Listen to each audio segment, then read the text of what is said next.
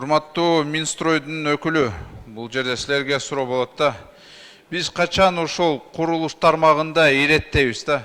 Мына азыр эле коллегалар тарынбасын, курулуш тармагында алар сунуштап атат да. Көбүнчө бизнеске тийиштүү аларга жардам берүү жактан болот атат да. А мына карабайсыңарбы, канча жарандар жүрөт. Ошол курулуш тармагында шылымдар үчүн алар үйсүз эле калышты да. Кээ жерде үйлөр бар, бирок техникалык паспорттор берилген эмес. Мына мага кайрылып атышат. Ипарстрой 2011 жылда курулуп, дагы эле техпаспорттор жок. Мстрой групп. Мына канча соттоштор болуп атат, соттошуп жүрүшөт, а бирок мамлекет эч жардам бербей жатат да. Ушундай көп кабаттуу үйлөр бир эмес. Анан ошону легализация кылбайлыбы?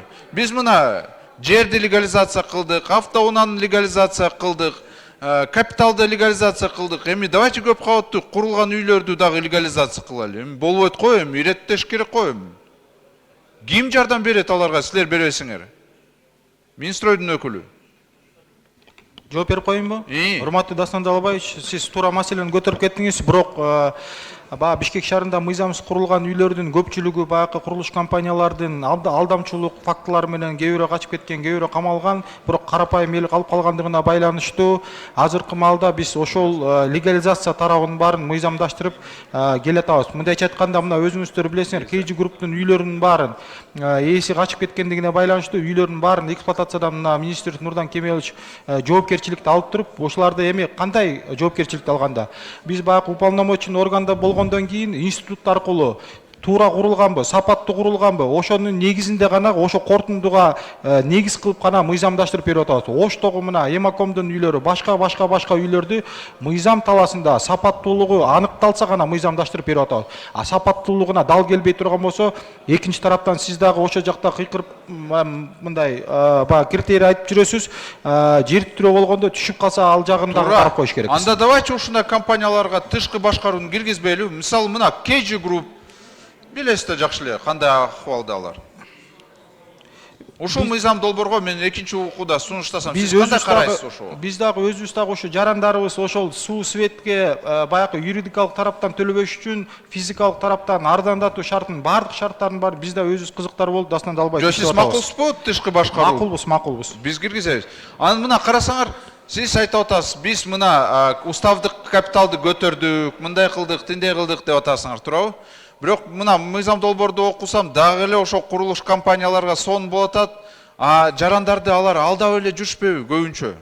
Бул мыйзам акчаны топтоп, анан же курбай, же качып, мына ошол эле район билдинг эмне болду, биз катты жазып атабыз, азыр эле мына камашты.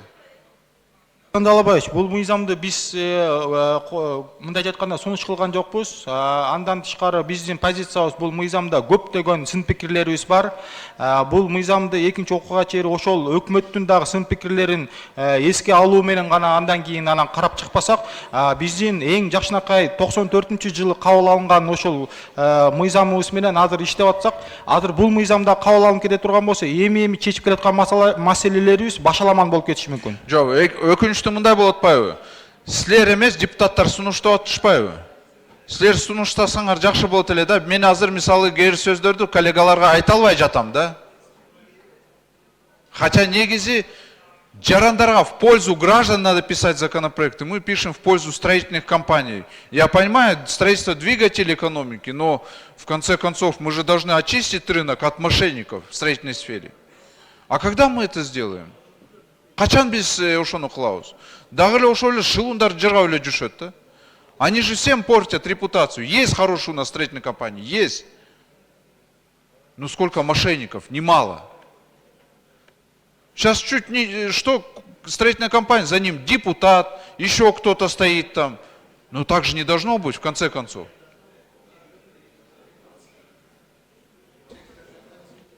Дастан Далабаевич, эми ал бул көрүнүштөр, мошенниктер, алдамчылар, бул 2020 жылга чейин көп мыйзамсыз курулуштарда болгон, өзүңүз билесиз, бирок акыркы жылдардагы мошенниктер да жок, себеби биз курулушка койгон реестрга дагы кайсы бир компания өзүнүн курулуштагы капиталын көрсөткөндө гана уруксат кагаздарын берип атабыз. А буга чейин билесиз, 2 киши, 3 кишинин башы биригип эле бизнес баштап, анан курулушту баштап кеткенде бири-бирине таанышып алдап кетет, ортосунда карапайым эл талаада калчу. Азыр андайга биз жол бербейбиз. Азыр мошенниктер жок. Жо, андайлар бар да, мен силерде факт менен даже берем. Катты жазап атпайбызбы? Силерден отписка эле келип атат да. Макул, анда сиз менен отдельно сүйлөшөлү. Сөз Түлөбаев Балбак Зарлыковичке берилет. Соттун чечими жок. Кайсы компанияны силер мошенник деп айта аласыңар? Эч ким айта албайт да аны. Бирдеме болсо эле курулуш компанияларын жамандайсыңар. Курулуш компаниясы бул кыргыз экономикасынын ана башында турган отрасль бул. Курулуш компаниялары мультипликативный эффект имеет атат. Канчалаган тармактарды артынан тартып келатат. Биткө чөшүп көйнөктү отко жакпайлы да, жамандары да бар арасында. Аларды жаман деп атып, бир килейген тармакты жок кылабызбы? Азыр кимде башы кычысы эле барылып курулуш компанияларын баса каласыңар. Ошо арабызда кээ бир депутаттар дагы бирдеме болсо эле мына Балбак Зарлыкович курулуш компанияларын айтса эле, ошолорго болушо берет дейт. Болушам, неге болушпайм? Эмне үчүн болушпашым керек? Бир килейген тармак өлкөнүн алдыга карай тартып баратса, болушамын. Алардын ичинде да жамандар бар. Эмне биз баарыбыз эле супсулуу аябай сонумузда калган тармактар жаманбы?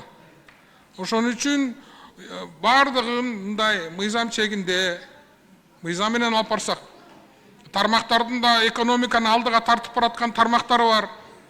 Урматтуу Талант Иманакун, мындай силер жакта дагы реформаны алдыга жылып тартып баратасыңар. Ошону мындай биздин айткандарды эсепке алып туруп, реновация боюнча бул аябай Алмазбек Акунжанович. Реновация деген бул кайра куруу, бардыгын кайра шаарды электен өткөрүп элеп чыгуу деген сөз. Шаарда 1,5 миллион киши жашайт. Шаар деген өзүнчө бир организм. Бир жагынан четинен бузуп алсаң, аны эч ким токтото албай калат. Ошон үчүн реновацияны жогорку кеңеш менен, коомчулук менен, торгово-промышленный палата менен, өкмөт менен муну аябай талкуулап туруп аны алып чыгыш керек. Бул социалдык жарылууга алып келиши мүмкүн. Силердин бул мыйзам боюнча Талант Иманакунович, өзүңөрдүн позицияңар барбы? Балбак Зарлыкович, жогоруда айтып кеттим, биздин позициябыз көп каршы пикирлерибиз бар. Өкмөттүн да позициясы ушундай. Экинчи окууга кире турган болсок, ошол өкмөттүн дагы, биздин дагы жазган каршылыгыбыздарды оңдоп түзөп туруп анан карап чыксак болот да. Талант Иманакунович, экинчи окууга жогорку кеңештин депутаты гана өзгөртүүгө укугу бар. Мен силерге жардам бергенге макулмун. Эгер кандайдыр бир мына комитет менен, мыйзамдын демеси инициатору менен чогуу отуруп туруп, ушунун баарын жакшынакай кылып алып чыгалы экинчи окууга чейин. Биринчи окууда бул силердин бул жакшы ниетиңерди депутаттарыбыздын колдоп берели да, экинчи окууда алдыга жыла берели. Курулуш тармагы бул Кыргызда арта турган, Кыргызды алдыга тарта турган тармак. Курулуш тармагын абайлашыбыз керек. Мына азыр чатактын баары курулуш иштеринен чыгып атат. Бирок бунун баары жакшы болуп аткандыгынан да, бир иш болуп аткандыгынын белгиси да. Рахмат, урматтуу төрайым. Урматтуу депутаттар, биз бири-бирибизге мындай сөздөргө комментарий бербесек да, өзгөчө Балбак Зарлыкович, сизди чакырат элем да. Сизди урматтайм депутат катары. Бирок мындай болбойт кой эми. Адатка уже айланды да. Чыдайбыз, бирок кээ уже чыдамчылык уже болбой жатат да. Анан мындай, урматтуу Балбак Зарлыкович, сиз болушсаңыз, анда мына былтыр күзүндө фракция ынтымак эл менен жолукканда курулуш компанияларды талкуулап, ошол жерде бир топ шылуундар бар экен деп өзүлөрү айтышты да. Канча арыздар түштү, секретариаттан алсаңыз болот да, фракциядан. Ошол жерде барып элге айтпайсызбы, мындай шылуундар жок турбайбы bizde, сот чыга элек деп. Эми бияка чыгып айтып атасың.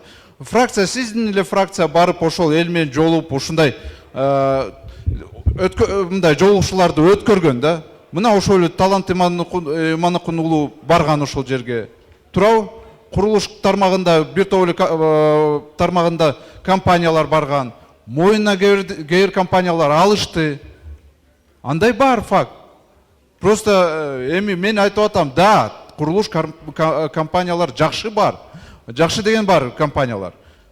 Бирок жамандар өтө көп. Алар ушул как черное пятно, кара мындай пятно болуп атат да. Ошон үчүн мен ошол боюнча, ушундай компаниялар боюнча айтып атам. Аларды эриетке салыш керек. А биз мыйзам долбоорду мен мына окуп атам, бул жерде только мындай бизнес пайдалуу болуп атат да. Бизнес лобби болуп атат. А жарандар ушундай эле калып калабы? Алданып жүрө береби анда? Рахмат. Процедурный экинчи микрофон. Урматтуу төрайым, мен бирөөнүн фамилиясын айттымбы? Эми алынгандар өзүнө алына берсин. Мен фамилия айткан жокмун да мен. Мен жооп берип атам да, сизден башка деле мага сын айткан бар, өзүңүздү өйдө көтөрө бербеңиз. Башка адаларды айтып атам, мен фамилия айттым, урматтуу депутаттар. Фамилия айткан жокмун мен. А эмне мен өзүмдүн пикириме сиз мага эмне комментарий берип атасыз? Мен өзүмдүн пикиримди айттым курулуш компаниялары боюнча. Наоборот, сиз мага комментарий бербеңиз. Мен фамилия айткан жокмун. Ынтымак фракциясынын лидерибиз бар, өзү жооп берсин. Мен ынтымак фракциясынын лидери эмесмин. Мен анын мүчөсүмүн. Лидерибиз отурат, өзү жооп берсин. Мындай жөн эле урдура бербесеңер чыгып албечи. Фамилия айткан жокмун, мен фамилияңы айтпаңыз. Ооба, мен өзүм пикиримди айттым. Мына лидер жооп берсин ынтымак фракциясы. Урматтуу депутаттар, суроолорду